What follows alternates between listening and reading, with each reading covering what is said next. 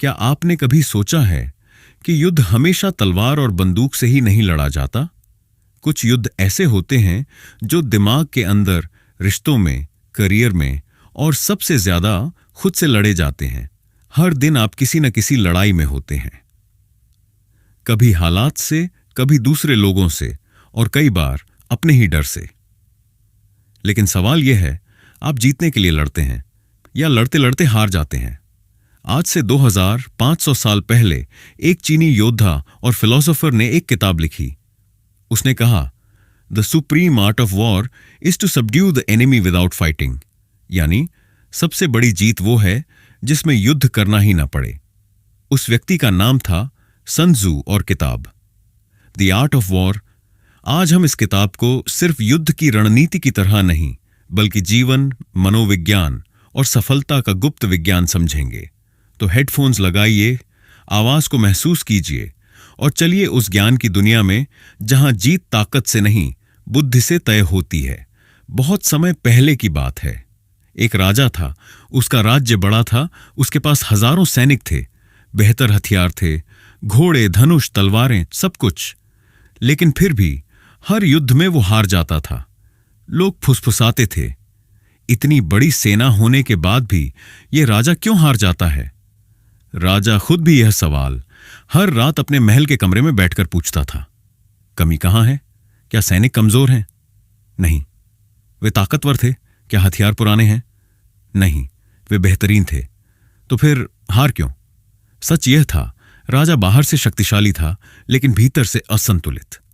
राजा जल्दी गुस्सा हो जाता था। जैसे ही दुश्मन की कोई हरकत होती, वो बिना सोचे आदेश दे देता। आक्रमण करो। उसे लगता था, ताकत दिखाओगे तो डर पैदा होगा। लेकिन हकीकत में उसकी सेना डर से नहीं, असमंजस से भर जाती थी। सैनिक नहीं जानते थे, हम लड़ क्यों रहे हैं, कब रुकना है और कब पीछे हटना है। राजा दुश्मन को कम समझता था। उसे लगता, वो हमसे छोटे हैं, कमजोर हैं, हम उन्हें कुचल देंगे। लेकिन हर बार दुश्मन उसकी इसी घमंड को उसके खिलाफ इस्तेमाल करता। राजा कभी अपने सैनिकों से बात नहीं करता था, ना उनकी थकान देखता, ना उनका डर, ना उनका मनोबल। वो बस संख्या देखता था। लेकिन युद्ध संख्या से नहीं जीते जाते, युद्ध मन से जीते जाते हैं। धीरे धीरे सेना का भरोसा टूटने लगा। सैनिक युद्ध से पहले ही हार मान लेते। वे लड़ते थे, लेकिन भीतर से खाली। एक दिन खबर आई, दुश्मन बहुत बड़ी तैयारी के साथ सीमा की तरफ बढ़ रहा है। यह युद्ध निर्णायक था। अगर ये हार गए तो राज्य खत्म। राजा पूरी रात सो नहीं सका। पहली बार उसके भीतर डर था। उसने महसूस किया, मैंने सब कुछ किया, फिर भी मैं हार रहा हूं। उसी रात किसी मंत्री ने एक नाम लिया, सन त्सू। एक ऐसा व्यक्ति जो तलवार से नहीं, बुद्धि से युद्ध जीतता था। राजा ने तुरंत दूत भेजा। सन त्सू महल पहुंचा। ना उसके पास भारी कवच था, ना हथियार, सामान्य कपड़े, शांत आंखें और अजीब सा आत्मविश्वास। राजा ने पूछा, क्या तुम मेरी सेना को जिता सकते हो? सन त्सू ने कहा, हां। राजा ने कहा, लेकिन हमारे पास समय कम है। सन त्सू मुस्कुराया, जो जल्दबाजी करता है वो पहले मरता है। राजा थोड़ा नाराज हुआ। सन त्सू ने कहा, मैं आपकी सेना को बिना युद्ध किए जिता सकता हूं। राजा हंस पड़ा, क्या मजाक है? युद्ध बिना लड़े कैसे जीता जाता है? सन त्सू शांति से बोला, क्योंकि आप युद्ध का अर्थ ही नहीं समझते। राजा चुप हो गया। पहली बार किसी ने उससे ऐसे बात की थी। सन त्सू बोला, राजा, युद्ध मैदान में नहीं लड़े जाते, युद्ध सोच में लड़े जाते हैं। जो पहले सोच में हारता है वो मैदान में क्या जीतेगा? उसने आगे कहा, जो खुद को नहीं जानता वो दुश्मन को कभी नहीं हरा सकता। जो हालात को नहीं समझता वही सबसे पहले मरता है। और जो गुस्से से फैसले लेता है वो अपने ही हाथों से हार लिखता है। राजा सुनता रहा। हर शब्द उसके अंदर उतरता गया। सन त्सू ने कहा, हम युद्ध नहीं लड़ेंगे। राजा घबरा गया, तो क्या हम भाग जाएं? सन त्सू बोला, नहीं, हम दुश्मन की सोच पर हमला करेंगे। उसने सैनिकों को छुपे हुए स्थानों पर लगाया, झूठी सूचनाएं फैलाईं, ऐसा माहौल बनाया कि दुश्मन को लगे राजा के पास कोई गुप्त ताकत है। उसने युद्ध की तारीखें बदलवाईं, मार्गों को भ्रमित किया और दुश्मन की सेना को अपने ही डर में फंसा दिया। दुश्मन की सेना लड़ाई से पहले ही थक गई। उन्हें समझ नहीं आ रहा था हम कहां हमला करें, कब करें। उनके सेनापति आपस में झगड़ने लगे, शक बढ़ने लगा, भरोसा टूटने लगा। संत सू ने राजा से कहा, देख रहे हैं, हमने एक तलवार नहीं उठाई, लेकिन दुश्मन अंदर से टूट रहा है। कुछ ही दिनों में दुश्मन ने संदेश भेजा, हम समझौता चाहते हैं। राजा स्तब्ध रह गया। युद्ध हुआ ही नहीं, खून नहीं बहा और जीत मिल गई। राजा पहली बार समझा, मेरी हार का कारण मेरी सेना नहीं, मेरी सोच थी। उस दिन के बाद वो बदल गया। वो बोलने से पहले सोचने लगा, गुस्से से नहीं, समझ से फैसले लेने लगा। संत सू ने जाते समय कहा, जो खुद को जीत लेता है उसे कोई हरा नहीं सकता। द आर्ट ऑफ वॉर तलवारों की किताब नहीं है, ये किताब है अपने गुस्से पर विजय पाने की, अपने ईगो को समझने की और हालात को बुद्धि से मोड़ने की। युद्ध बाहर नहीं, अंदर लड़े जाते हैं। किताब को डिटेल्स में समझने के लिए हम इस किताब को 13 चैप्टर्स में डिस्कस करने जा रहे हैं। तो चलिए शुरू करते हैं। Chapter 1, laying plans. संत सू कहते हैं, every battle is one before it is fought. इस एक पंक्ति में युद्ध का पूरा रहस्य छुपा है। युद्ध तलवार से नहीं, सोच से जीता जाता है। जिस दिन दो सेनाएं आमने सामने खड़ी होती हैं, उस दिन फैसला नहीं होता कि कौन जीतेगा। फैसला बहुत पहले हो चुका होता है, उन फैसलों में, उन तैयारियों में, उन विचारों में जो लड़ाई शुरू होने से पहले लिए गए थे। अगर युद्ध शुरू होने से पहले जीत तय नहीं है, तो मैदान में उतरना सिर्फ औपचारिकता बन जाता है। और जिंदगी में भी ठीक यही होता है। हम अक्सर समझते हैं कि जीत या हार हमारे आखिरी कदम से तय होती है, जबकि सच्चाई यह है कि परिणाम हमारे पहले विचार से जन्म ले चुका होता है। ज्यादातर लोग जिंदगी में बिना सोचे कदम उठा लेते हैं। अचानक करियर बदल लेते हैं, बिना तैयारी बिजनेस शुरू कर देते हैं, रिश्तों में गुस्से में फैसले ले लेते हैं और बहस में ऐसे शब्द बोल देते हैं जिनका असर सालों तक रहता है। बाद में जब परिणाम सामने आता है, तब हम कहते हैं, ये मेरी किस्मत थी। लेकिन संत सू कहते हैं, किस्मत का बहाना अक्सर योजना की कमी को छुपाने का तरीका होता है। मानव मन एक अजीब युद्ध भूमि है। जब हम बिना सोचे एक्शन लेते हैं, तो असल में हम अपने भीतर के डर, लालच या दबाव के सामने हार मान लेते हैं। हम हालात को नहीं देख रहे होते, बल्कि अपने इमोशंस से रिएक्ट कर रहे होते हैं। और रिएक्शन कभी भी जीत की गारंटी नहीं देता। संत सू के लिए योजना का मतलब सिर्फ नक्शे बनाना नहीं था। योजना का मतलब था खुद को जानना, हालात को समझना, सामने वाले की ताकत और कमजोरी को पहचानना, और सबसे जरूरी, अपने मन की स्थिति को नियंत्रित करना। जो व्यक्ति खुद की जल्दबाजी, गुस्से और भ्रम को समझ लेता है, वही असली रणनीतिकार बनता है। जब आप सोचते हैं, विश्लेषण करते हैं और फिर कदम उठाते हैं, तब आप किस्मत पर नहीं, बुद्धि पर भरोसा करते हैं।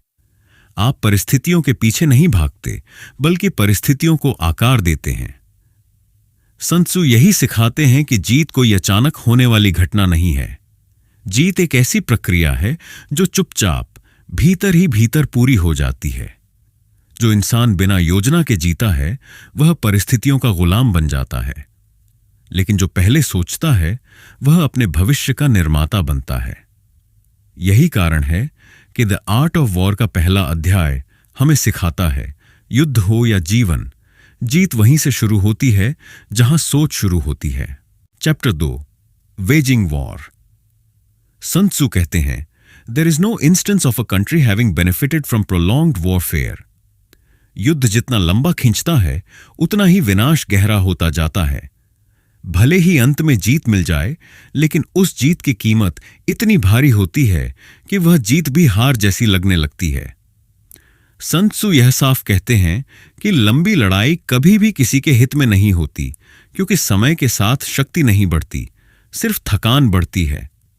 जिंदगी में भी यही सच है।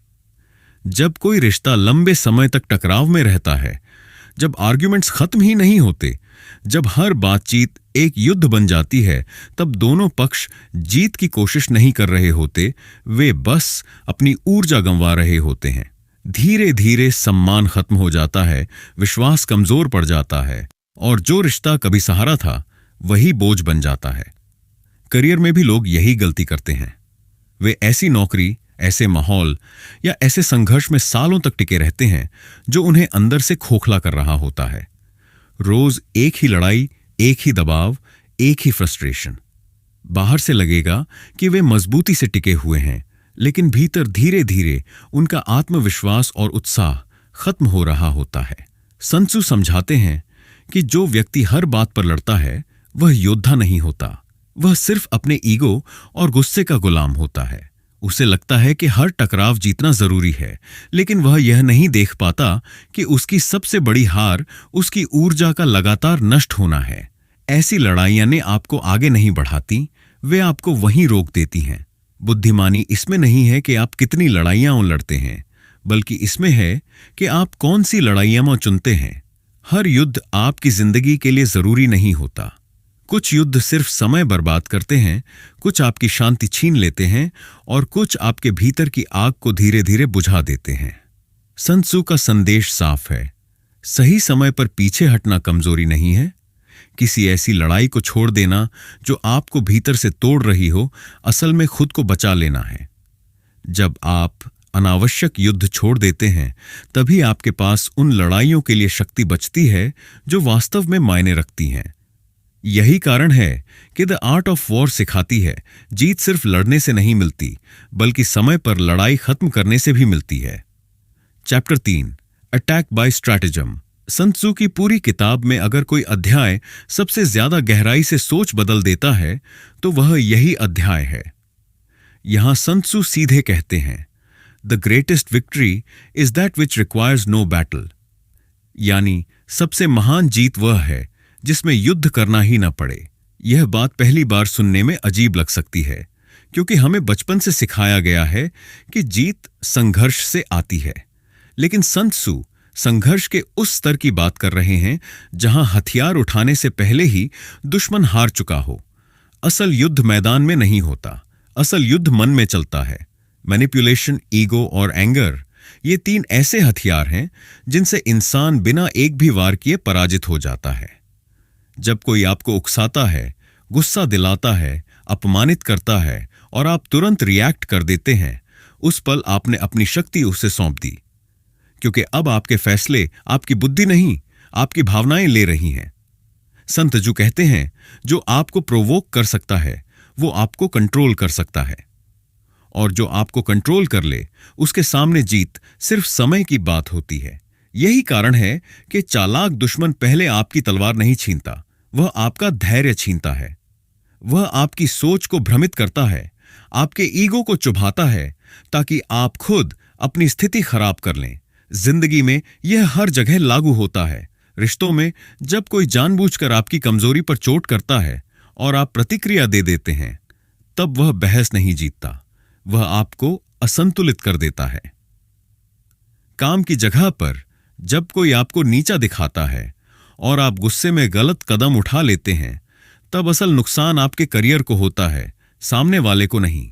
sun tzu की रणनीति सीधी है, शांत रहो। शांति का मतलब डरपोक होना नहीं है। शांति का मतलब है अपने मन पर पूरा नियंत्रण होना। जो व्यक्ति शांत है वह हालात को स्पष्ट देख पाता है। वह समझ पाता है कि कहां बोलना है, कहां चुप रहना है और कहां पीछे हटना ही असली जीत है। जब आप लड़ाई से ऊपर उठ जाते हैं, तब आप खेल को बदल देते हैं। आप प्रतिक्रिया देने वाले नहीं, निर्णय लेने वाले बन जाते हैं।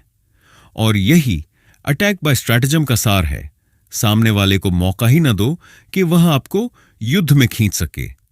सन त्सू हमें सिखाते हैं कि हर जीत शोर से नहीं आती। कुछ जीतें शांत होती हैं, अदृश्य होती हैं, लेकिन सबसे स्थायी वही होती हैं। जो शांत है वही असली विजेता है, क्योंकि उसने दुश्मन को नहीं, पहले खुद को जीत लिया। Chapter 4, tactical dispositions. Sun Tzu कहते हैं कि असली योद्धा पहले हमला नहीं करता, वह पहले खुद को सुरक्षित करता है। पहले डिफेंस, फिर अटैक। इसका मतलब यह नहीं कि वह डरता है, बल्कि इसका मतलब यह है कि वह मूर्खता नहीं करता। जो व्यक्ति बिना तैयारी आक्रमण करता है, वह अपनी कमजोरी दुनिया के सामने खोल देता है।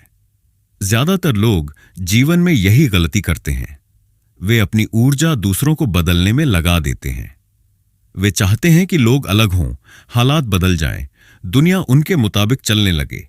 लेकिन सन त्सू की दृष्टि में यह सबसे बड़ी रणनीतिक भूल है, क्योंकि जब तक आप खुद मजबूत नहीं हैं, तब तक आप जो भी लड़ाई जीतेंगे वह अस्थायी होगी। टैक्टिकल डिस्पोजिशन का मतलब है अपनी स्थिति को इस तरह मजबूत बना लेना कि सामने वाला चाहे तो भी आपको नुकसान न पहुंचा सके। यह मजबूती बाहर से नहीं आती, यह भीतर बनती है। यह आपकी स्किल्स में छुपी होती है, आपके माइंडसेट में और आपके इमोशंस पर नियंत्रण में। जब आपकी स्किल्स कमजोर होती हैं, तब आप जल्दी घबरा जाते हैं। जब आपका माइंडसेट डगमगाता है, तब छोटी असफलता भी आपको तोड़ देती है। और जब आपके इमोशंस आपके नियंत्रण में नहीं होते, तब कोई भी आपको प्रोवोक करके गलत फैसले लेने पर मजबूर कर सकता है। सन त्सू जानते थे कि जो व्यक्ति अपने मन को नहीं संभाल सकता, वह किसी भी परिस्थिति में सुरक्षित नहीं रह सकता। खुद को मजबूत बनाने का मतलब है लगातार सीखना, खुद को बेहतर बनाना और अपने डर से ईमानदारी से सामना करना। इसका मतलब है चुपचाप तैयारी करना, बिना शोर मचाए अपने स्तर को ऊंचा उठाना। ऐसा व्यक्ति लड़ाई से पहले ही आधी जीत हासिल कर लेता है, क्योंकि उसके पास खोने के लिए बहुत कम और संभालने के लिए बहुत कुछ होता है। जब आप भीतर से मजबूत होते हैं, तब आपको हर बात पर प्रतिक्रिया देने की जरूरत नहीं पड़ती। तब दुश्मन की बातें आपको हिला नहीं पाती, उसकी चालें आपको भटका नहीं पाती। आप स्थिर रहते हैं और यही स्थिरता सबसे बड़ा हथियार बन जाती है। सन त्सू हमें याद दिलाते हैं कि असली सुरक्षा कवच बाहर नहीं, अंदर बनता है। जब आप खुद को इतना मजबूत बना लेते हैं कि परिस्थितियां आपको नियंत्रित न कर सकें, तब किसी भी हमले की धार अपने आप कुंद हो जाती है। और जब आप इस स्थिति में पहुंच जाते हैं, तब हमला करना आपकी मजबूरी नहीं, आपका चुनाव बन जाता है। Chapter 5 energy. सन त्सू के अनुसार शक्ति सिर्फ ताकत या संख्या से नहीं बनती, शक्ति पैदा होती है सही समय से। इसलिए वे कहते हैं टाइमिंग इज एवरीथिंग। एक छोटा सा कदम अगर सही समय पर उठाया जाए तो वह बड़े परिणाम पैदा कर सकता है, और वही कदम अगर गलत समय पर उठे तो सारी मेहनत व्यर्थ हो जाती है। जिंदगी में बहुत से लोग मेहनती होते हैं, समझदार होते हैं, लेकिन फिर भी हार जाते हैं। कारण यह नहीं होता कि उनका रास्ता गलत था, बल्कि यह होता है कि उन्होंने रास्ता सही समय पर नहीं चुना।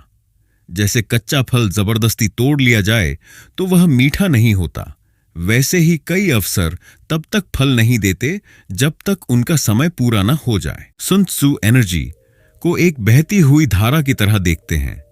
जब नदी तेज बह रही हो, तब छोटी सी नाव भी दूर तक चली जाती है, लेकिन जब बहाव उल्टा हो, तब सबसे शक्तिशाली नाव भी आगे नहीं बढ़ पाती। यही मोमेंटम है। बुद्धिमान व्यक्ति उस बहाव को पहचानता है और अपने प्रयासों को उसके साथ जोड़ देता है, उसके खिलाफ नहीं जाता। ज्यादातर लोग अधीर होते हैं, वे तुरंत परिणाम चाहते हैं। वे चाहते हैं कि उनका हर प्रयास अभी रंग दिखाए। लेकिन सन त्सू सिखाते हैं कि जो सही समय से पहले दौड़ पड़ता है, वह अपनी ही ऊर्जा को जला देता है। वह थक जाता है, हताश हो जाता है और अंत में वही अवसर छोड़ देता है जिसके लिए वह लड़ रहा था। वेट करना कमजोरी नहीं है, वेट करना एक सक्रिय रणनीति है। इसका मतलब है देखना, समझना और तब तक खुद को तैयार करना जब तक परिस्थिति अनुकूल न हो जाए। जो व्यक्ति इंतजार करना सीख लेता है, वह सही पल पर बिना अतिरिक्त मेहनत के बड़ा प्रभाव पैदा कर सकता है। जब दरवाजा बंद होता है, तब धक्का देना बेकार होता है, लेकिन जब दरवाजा थोड़ा सा खुलता है, तब हल्का सा धक्का भी काफी होता है। सन त्सू यही सिखाते हैं, जिंदगी में हर दरवाजा तुरंत नहीं खुलता, लेकिन जब खुलता है, तब तैयार व्यक्ति ही उस अवसर का फायदा उठा पाता है। असली योद्धा वही है जो अपनी ऊर्जा को बिखेरता नहीं, बल्कि संभाल कर रखता है। वह जानता है कि कब शांत रहना है और कब पूरी ताकत से आगे बढ़ना है, और जब सही समय आता है, तब वही एक सही कदम पूरी लड़ाई का रुख बदल देता है। Chapter 6 weak points and strong. Sun Tzu का यह सिद्धांत बहुत साफ है। युद्ध ताकत से नहीं, समझ से जीता जाता है। वह कहते हैं कि दुश्मन की सबसे मजबूत दीवार पर सिर पटकना मूर्खता है। बुद्धिमान योद्धा वहां वार करता है जहां दीवार पतली हो, जहां रक्षा कमजोर हो, जहां सामने वाला निश्चिंत हो। जिंदगी में हम अक्सर उल्टा करते हैं। हम लोगों की ताकत से प्रभावित होते हैं, उनसे डरते हैं या उन्हें सीधा टक्कर देने की कोशिश करते हैं। लेकिन संत त्सु सिखाते हैं कि असली रणनीति ताकत को चुनौती देना नहीं, कमजोरी को समझना है। हर इंसान, चाहे वह कितना ही शक्तिशाली क्यों न दिखे, भीतर कहीं ना कहीं असुरक्षित होता है। इन कमजोरियों की सबसे खतरनाक किस्म इमोशनल होती है। किसी को अप्रूवल की भूख होती है, उसे दूसरों से स्वीकार्यता चाहिए। किसी के भीतर गहरा डर छुपा होता है, हार का, अकेलेपन का या असफल होने का। किसी को ग्रीड चला रही होती है, ज्यादा पाने की लालसा। और किसी को ईगो, खुद को सबसे ऊपर साबित करने की जरूरत। यही वो दरारें हैं जहां से व्यक्ति टूटना शुरू करता है। जो इन कमजोरियों को नहीं समझता, वह बार बार दूसरों के जाल में फंसता है, क्योंकि सामने वाला आपकी भावनात्मक कमजोरी को हथियार बना लेता है। वह आपको डराकर, उकसाकर या प्रशंसा देकर वैसा ही व्यवहार करवाता है जैसा उसे चाहिए। इस तरह लड़ाई शुरू होने से पहले ही आप हार जाते हैं। संत त्सु इसलिए कहते हैं कि सबसे पहली जिम्मेदारी अपनी कमजोरी पहचानने की है। जब आप जानते हैं कि आपको किस बात से गुस्सा आता है, किस बात का डर है या किस चीज पर आपका ईगो जाग जाता है, तब कोई भी उसे आपके खिलाफ आसानी से इस्तेमाल नहीं कर सकता। आत्म जागरूकता ही असली सुरक्षा कवच है। जब आप अपनी कमजोरियों को स्वीकार कर लेते हैं, तब वे आपकी ताकत बनना शुरू कर देती हैं, क्योंकि अब आप सतर्क हैं, संतुलित हैं और भावनाओं के बहाव में नहीं बहते। तब आपको हर हमला सीधा झेलना नहीं पड़ता। आप समझदारी से उसे टाल सकते हैं। संत त्सु हमें याद दिलाते हैं कि सबसे खतरनाक दुश्मन बाहर नहीं, भीतर होता है। और जो व्यक्ति पहले अपने भीतर की कमजोरियों को समझ लेता है, उसके लिए बाहरी दुश्मन कभी भी बहुत बड़ा नहीं रह जाता। Chapter 7, manoeuvring. संत त्सु जानते थे कि युद्ध का सबसे कठिन हिस्सा दुश्मन से लड़ना नहीं होता, बल्कि अपने ही लोगों को सही दिशा में ले जाना होता है।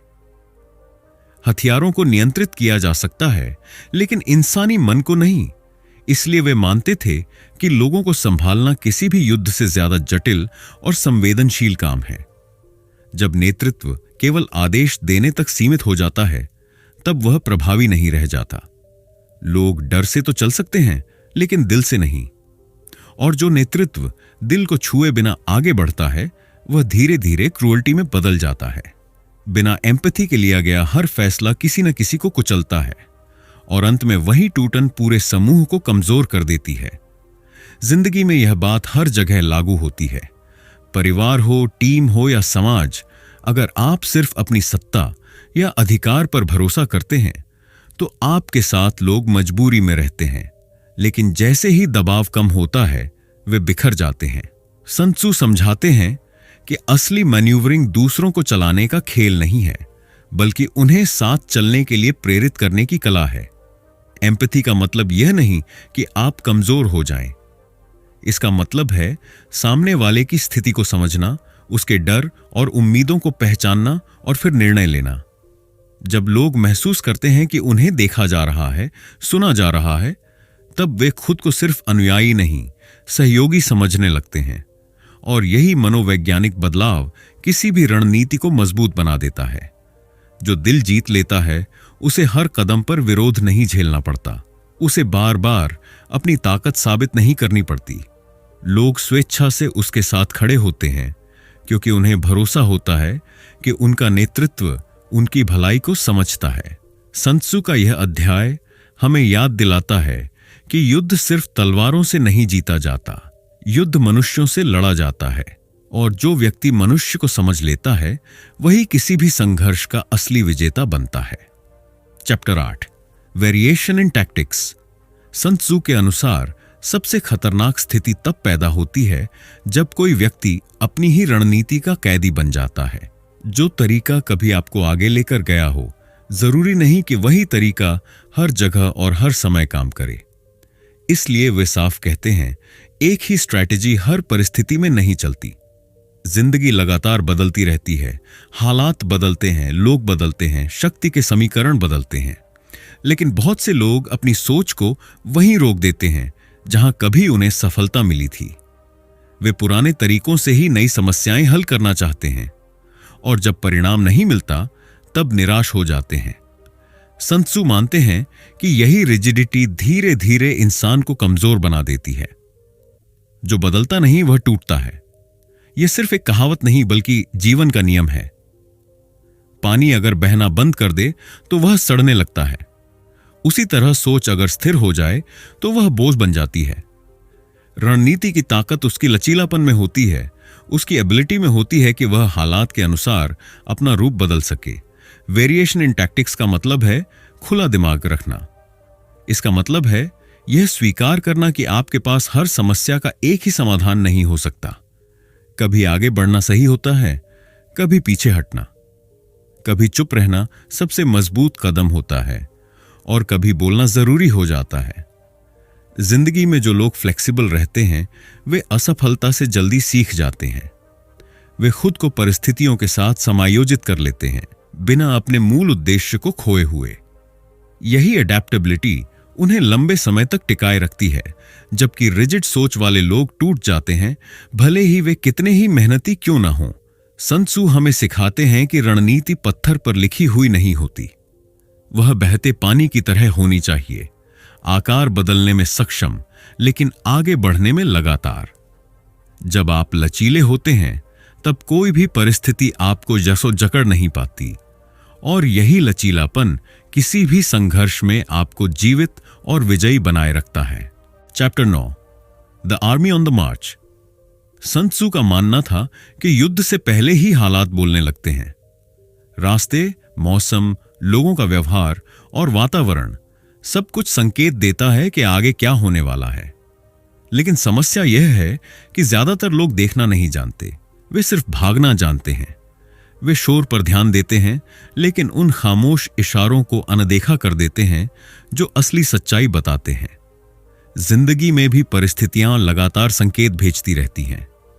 कोई रिश्ता अचानक चुप हो जाए, काम की जगह पर माहौल बदलने लगे या भीतर एक बेचैनी लगातार बनी रहे।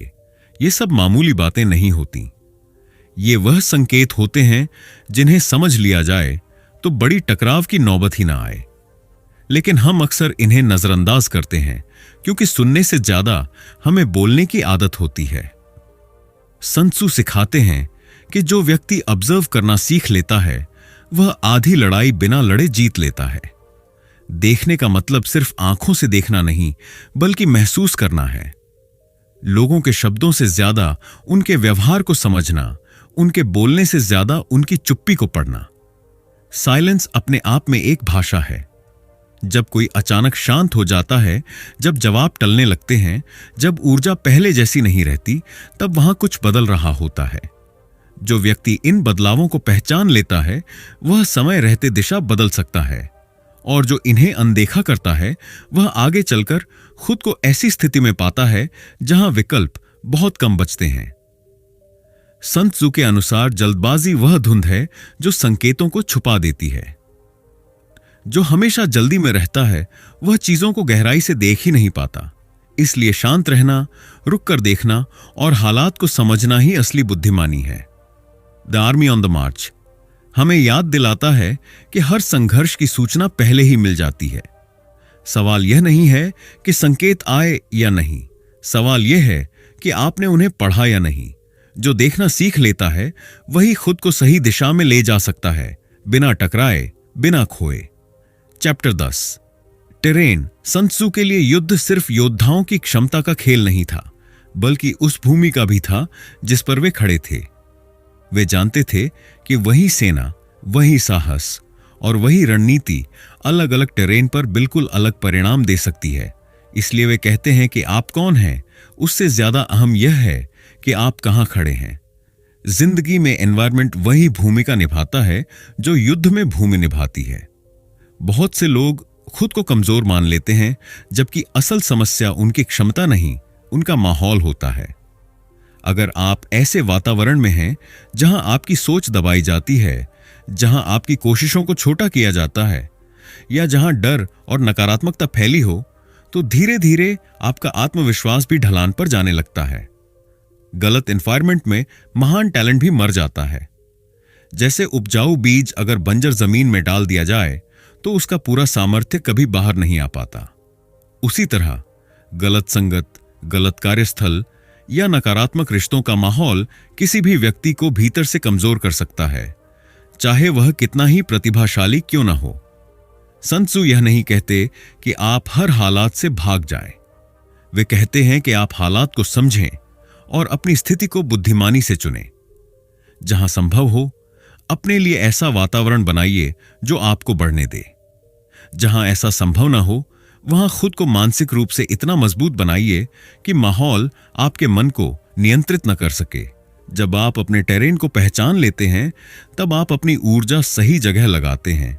आप जानते हैं कहां मेहनत रंग लाएगी और कहां वह व्यर्थ जाएगी।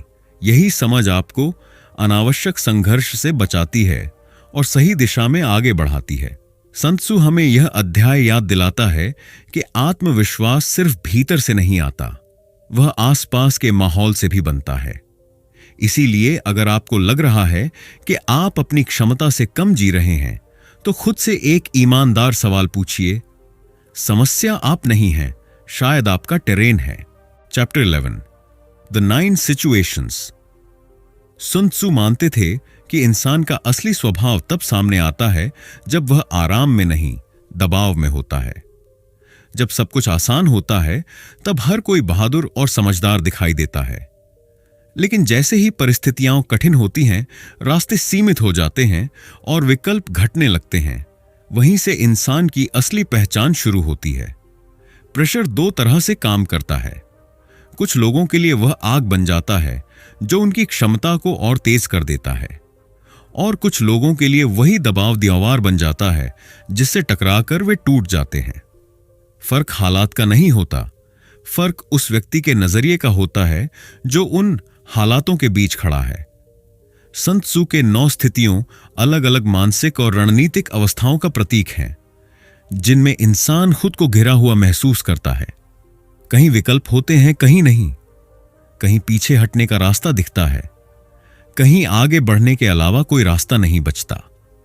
और जब पीछे हटने का रास्ता बंद हो जाता है, तब इंसान दो ही चीजें करता है, या तो डर से टूट जाता है या पूरी शक्ति के साथ खुद को पार कर जाता है। जिंदगी में क्राइसिस वही 9 स्थितियां से बन जाती हैं। नौकरी का छूटना, रिश्तों का टूटना, असफलता, अपमान या अकेलापन, ये सब ऐसे क्षण होते हैं जहां आप चाहें तो खुद को पीड़ित मान सकते हैं या चाहें तो इन्हें शिक्षक बना सकते हैं। सन त्सू यही सिखाते हैं कि संकट को अनदेखा करना सबसे बड़ी भूल है, क्योंकि वही संकट आपके भीतर छुपी ताकत को बाहर लाने का मौका देता है। जब आप क्राइसिस को टीचर बना लेते हैं, तब आप शिकायत करना छोड़ देते हैं और सीखना शुरू कर देते हैं। आप पूछते हैं, यह स्थिति मुझे क्या सिखा रही है? मुझे कहां मजबूत होना है? मुझे किस भ्रम को छोड़ना है? इसी आत्ममंथन से वो क्लैरिटी जन्म लेती है जो आराम के समय कभी नहीं आती। सन त्सू का यह अध्याय हमें याद दिलाता है कि दबाव से भागा नहीं जाना चाहिए, दबाव से गुजरना चाहिए, क्योंकि वही दबाव आपको या तो तोड़ता है या तराशता है। और जो व्यक्ति कठिन परिस्थितियों में सीखना चुन लेता है, वही अंत में खुद का सबसे मजबूत रूप बनकर बाहर आता है। Chapter 12, the attack by fire. Sun Tzu के लिए आग से आक्रमण सिर्फ एक सैन्य तकनीक नहीं थी, बल्कि भावनाओं का गहरा रूपक थी। आग तेज होती है, फैलती है, और अगर उसे नियंत्रण में न रखा जाए तो वह दुश्मन से पहले खुद को जला देती है। इसलिए वे इशारा करते हैं कि क्रोध, जल्दबाजी और अहंकार वही आग हैं जो इंसान के भीतर भड़कती है। गुस्सा शक्ति का भ्रम देता है। उस पल इंसान को लगता है कि वह सही है, मजबूत है और निर्णायक है। लेकिन सच यह है कि गुस्से में लिया गया फैसला अक्सर दूरदर्शिता से खाली होता है। वह नुकसान करता है, संबंध तोड़ता है और ऐसे परिणाम पैदा करता है जिन्हें बाद में सुधारा नहीं जा सकता। सन त्सू जानते थे कि दुश्मन को हराने से पहले अपने गुस्से को हराना जरूरी है। इसके विपरीत धैर्य पानी की तरह होता है। पानी शोर नहीं करता, लेकिन वही आग को बुझाता है। धैर्य समय देता है सोचने का, समझने का और सही दिशा चुनने का।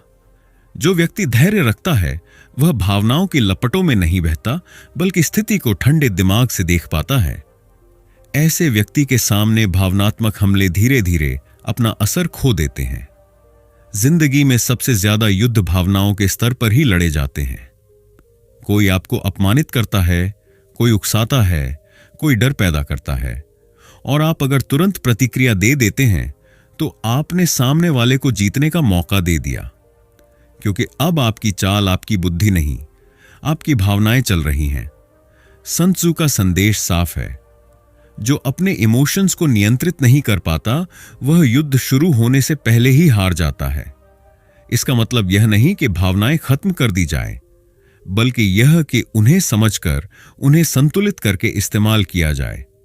भावनाएं अगर नियंत्रण में हों तो वे ऊर्जा बनती हैं, और अगर नियंत्रण से बाहर हों तो विनाश। द अटैक बाय फायर हमें यही सिखाता है कि असली शक्ति तेज प्रतिक्रिया में नहीं, शांत उत्तर में होती है। जब आप धैर्य को अपना हथियार बना लेते हैं तब कोई भी आग आपको जला नहीं पाती, और वही क्षण होता है जब आप भावनाओं के युद्ध में विजयी हो। Chapter 13 the use of spice.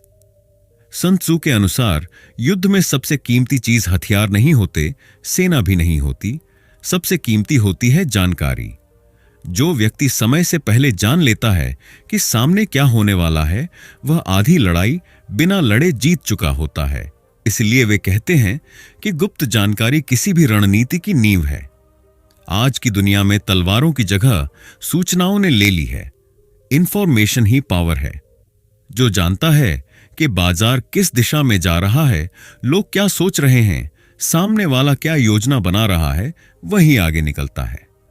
और जो सिर्फ अंदाजे पर चलता है वह हमेशा एक कदम पीछे रह जाता है।